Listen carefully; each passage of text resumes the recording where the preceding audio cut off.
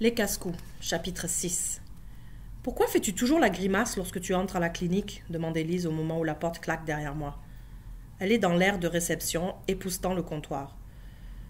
Peut-être parce que les gros lots sonnent faux, dis-je en regardant ma montre. J'espère qu'Andrew arrivera bientôt. Je ne veux pas parler avec Élise la parfaite. Comment est-ce que des gros lots peuvent sonner faux? Ça me dépasse, mais c'est comme ça. Je me laisse tomber dans un fauteuil de la salle d'attente et je choisis un magazine de moto. La page centrale montre un gars sur une moto tout-terrain qui fait un backflip à 30 pieds au-dessus de 2 tas de terre. Il a utilisé le premier tas comme rampe pour se propulser dans les airs.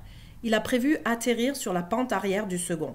Ainsi figé sur la photo, il est un audacieux héros. Il n'y a pas moyen de savoir si les choses ont mal tourné. Peut-être qu'il a fait une erreur d'une fraction de seconde après la prise de la photo. Peut-être qu'il est tombé sur le dos comme une pierre.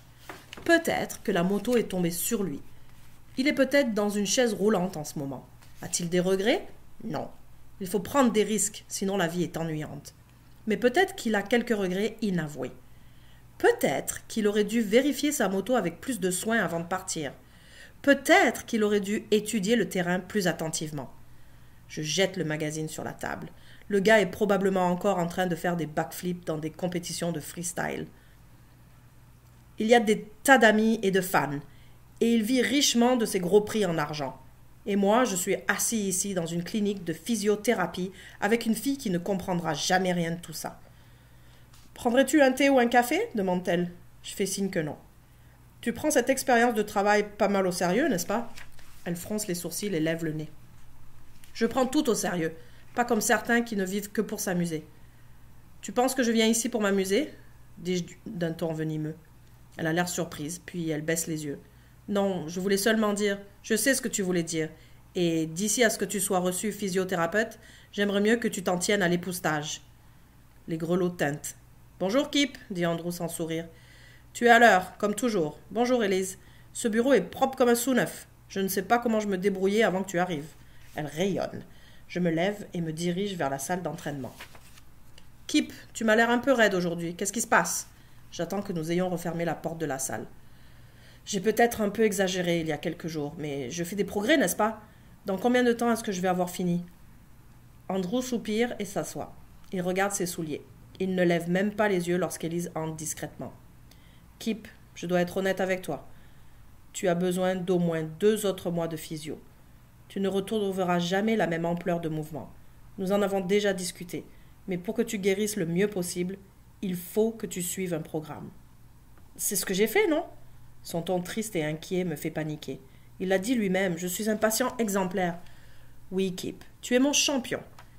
Mais un des partenaires financiers de la clinique retire son soutien. Nous n'avons pas de quoi payer le loyer. Nous devrons peut-être fermer.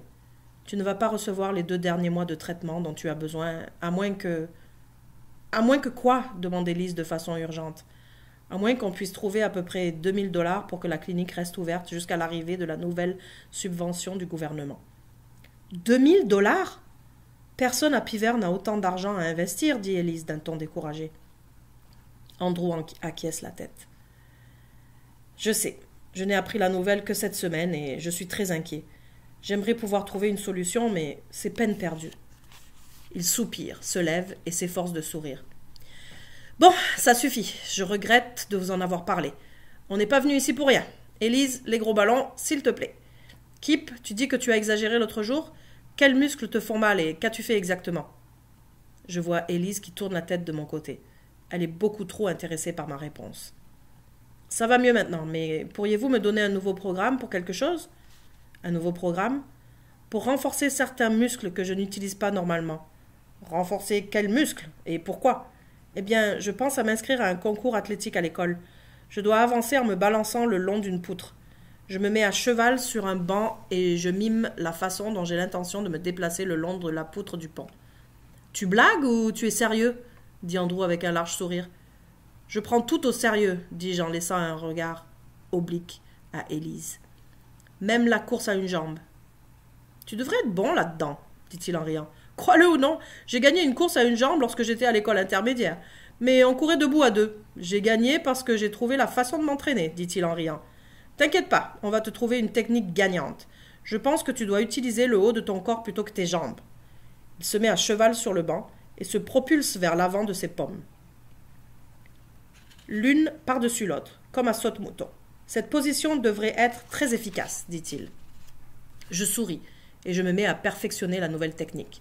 Lorsque je risque un œil vers Élise, elle roule des yeux. Elle sait, ou pense savoir, mais elle ne va rien dire devant Andrew. Et je vais m'assurer qu'elle n'aura pas l'occasion d'exprimer son opinion avant que le numéro 7 soit de l'histoire ancienne.